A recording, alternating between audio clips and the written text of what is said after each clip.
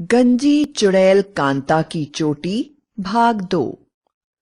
पहले भाग में आपने देखा कि किस तरह चुड़ैल कांता के खूबसूरत बालों पर मोहित हो गई और आखिरकार जब कांता के बाल हमेशा के लिए गिर गए और वह गंजी हो गई तो चुड़ैल ने उसके द्वारा इस्तेमाल की जा रही नकली चोटी को भी छीन लिया।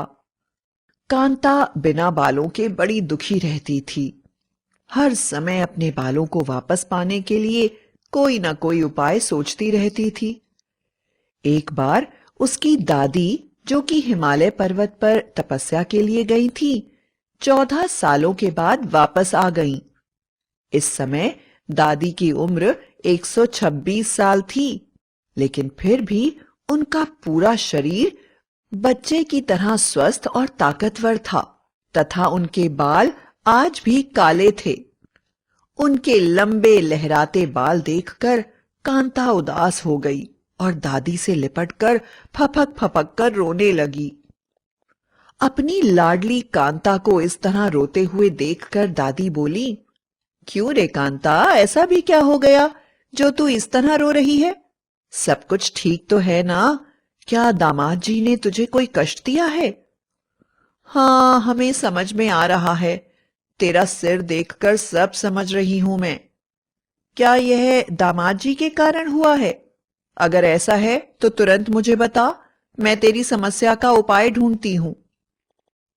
कांता रोते हुए बोली, नहीं दादी, मेरी समस्या का कोई उपाय नहीं हो सकता। आप तो जानती हैं मैं अपने बालों को कितना प्यार करती थी। मेरे लंबे काले लहराते हुए बालों को देखकर एक चुड़ैल मेरे पीछे पड़ गई और आखिरकार उसने हमेशा के लिए मुझे गंजा बना दिया। दादी, जब बिना बालों का अपना चेहरा आईने में देखती हूँ तो मुझे बड़ी शर्म आती है। और यह कहकर वह फिर रोने लगी। दादी बोली, देख कांता, हिम्मत हार के रोने वाले हमेशा ऐसे ही रह जाते हैं। अगर तू जिंदगी में कुछ पाना चाहती है ना, तो तुझे हिम्मत से काम लेना होगा। चल, मैं तुझे एक उपाय बताती हूँ जिससे तेरे बाल हमेशा के लिए वापस आ जाएंगे और उस चुड़ैल को भी अच्छी सीख मिलेगी। मुझे बता तो, हुआ क्या? कांता बोली, दादी, चुड़ैल द्वारा मेरी दवाई में तेल मिला देने के कारण मेरे सर की बाल निकलने वाली सभी जड़ें पूरी तरह से जल गईं और अब मुझे कभी बाल नहीं आ सकते। इसलिए आपके दामाद ने बड़ी मेहनत से मेरे लिए असली बालों की एक चोटी खरीदी, लेकिन वह नालायक चुड़ैल वह भी मुझसे लेकर चली गई और मुझे अब अपना जीवन बिना बालों के ही गुजारना पड़ रहा है। मैं किसी भी तरह से अपनी चोटी वापस पाना चाहती हूँ। और यह कहकर कांता दादी से लिपटकर जोर जोर से रोने लगी। दादी ने उसे समझाते हुए कहा, अरे रोना बंद कर, जरा यह तो बता, ये चुड़ैल रहती कहाँ है? कांता ने कहा, दादी, वह पीपल के पेड़ पर रहती है और हमेशा मेरी नकली चोटी उसके सिर पर लहराती रहती है और मैं बिना चोटी की गंजी सबके सामने घूमती हूं और सब मेरा मजाक बनाते हैं।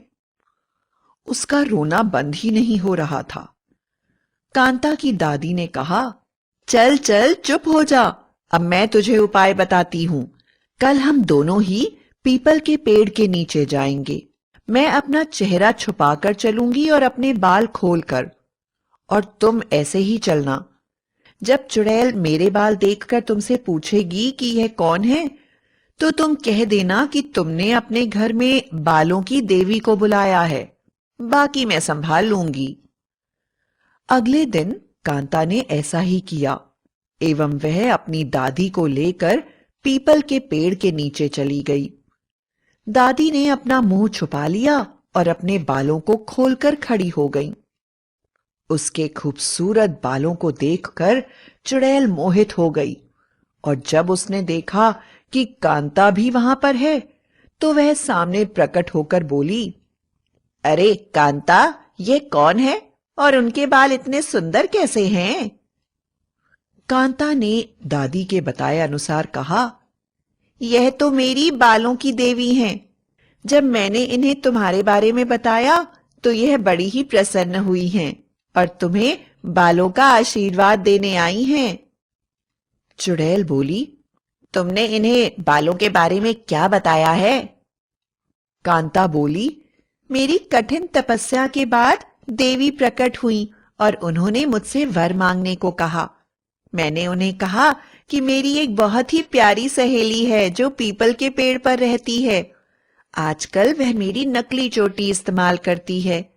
मैं चाहती हूं कि आप उसे अपने समान ही असली बाल दे दीजिए। अब माता से एक ही वर मांगना था, इसलिए मैंने वह वर तुम्हारे बारे में मांग लिया। माता तुम्हें बाल उगाने की एक बहुत अच्छी दवाई देंगी, लेकिन उसके बदले में तुम्हें मेरी नकली चोटी मुझे वापस देनी होगी। चुड़ैल को तो सिर्फ बालों से मतलब था। उसने तुरंत ही वह चोटी कांता को वापस कर दी और कांता अपनी चोटी लेकर घर चली गई। कांता की दादी वहीं पर बैठ गई और चुड़ैल से बोली, अच्छा, तो तुम ही हो कांता की सहेली। तुम्हें बाल चाहिए? चलो, मैं तुम्हें एक उपाय बताती हूं। अगर तुम उस उपाय को रोज करोगी तो तुम्हारे बाल जरूर आएंगे। कांता की दादी ने कहा, तुम्हें रोज अपने सिर पर एक साबुत अंडा रखना होगा और उसके बाद उस अंडे पर अपना सिर रखकर उल्टे खड़े होना होगा। अगर रोज तुम सिर्फ 5 मिनट यह कर लेती हो तो 15 दिनों में ही तुम्हारे बहुत लंबे बाल आ जाएंगे। और यह कहकर वह वहां से चली गई। चुड़ैल को तो बड़ा ही मजा आ गया। इतना छोटा सा उपाय, इससे मेरे बाल आ जाएंगे। उसने तुरंत ही एक अंडा उठाया और जैसे ही उस पर सिर रखकर खड़े होने की कोशिश की, अंडा टूट गया। उसने फिर दूसरा अंडा लिया, फिर कोशिश की, फिर अंडा टूट गया। इस कोशिश में चुड़ैल ने करीब 25 अंडों का नाश कर दिया और फिर वह निराश हो गई। कांता की दादी ने नारियल के जूट को कोयले में रंगकर एक लंबी सी चोटी बनाई और छत पर बैठकर चुड़ैल का इंतजार करने लगी, क्योंकि वह जानती थी कि अंडे पर खड़े न हो पाने के कारण वह जरूर यहां पर बालों के लिए वापस आएगी। और यही हुआ। थोड़ी देर में ही चुड़ैल कांता की छत पर आ गई और जब उसने बालों को लहराती हुई दादी को वहां बैठे देखा तो बोली, अरे बालों की देवी, मैं तो आपसे ही मिलने आ रही थी। मैंने कितनी कोशिश की, लेकिन मैं एक बार भी अंडे के ऊपर खड़ी नहीं हो पाई। आप मुझ पर दया करिए और मुझे कोई दूसरा उपाय बता दीजिए। कांता की दादी ने झूठ मूठ मंत्र पढ़ने की एक्टिंग करी और अपनी साड़ी में छुपाई हुई जूट की बड़ी सी चोटी निकालकर चुड़ैल को दे दी और कहा, तुम इसे अपने सिर पर लगा लो। तुम कोई साधारण औरत नहीं हो। अब सुनो, तुम्हें साधारण औरत के बाल नहीं लगाने चाहिए। यह देखो, तुम्हारे लिए मैंने मजबूत बालों की चोटी बनवाई है। तुम इसे अपने सिर से चिपकाकर आराम से रहो। इसको लगाने के बाद तुम्हें फिर कभी बालों की चिंता नहीं करनी पड़ेगी। दूसरी बात, तुम जब चाहो अपने सिर की चोटी उतारकर इस पर सवारी कर सकती हो। यह झाड़ू का काम भी करेगी। बुद्धिहीन चुड़ैल बालों के मोह में यह भी ना समझ सकी कि उसे बुद्धू बनाया जा रहा है और आराम से उस चोटी को अपने सिर पर रखकर वहां से चली गई। इसके बाद में वापस वह कांता को परेशान करने कभी नहीं आई, बल्कि लोगों ने उसे कई बार अपने सिर पर जूट की चोटी लगाए घूमते देखा। कई बार वह अपनी चोटी पर बैठकर इधर उधर उड़ती भी नजर आ जाती। इतना ही नहीं, कई बार वह अपनी चोटी से ही सफाई करती हुई भी नजर आई।